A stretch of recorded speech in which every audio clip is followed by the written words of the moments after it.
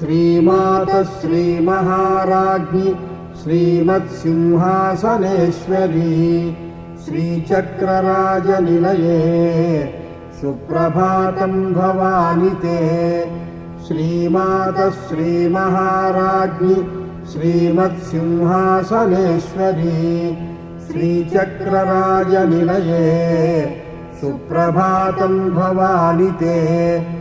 उत्तिष्ठ जगतां मातः पूर्वा सन्ध्या प्रवर्तते भुवनावनकार्याय सुप्रभातं भवानि ते।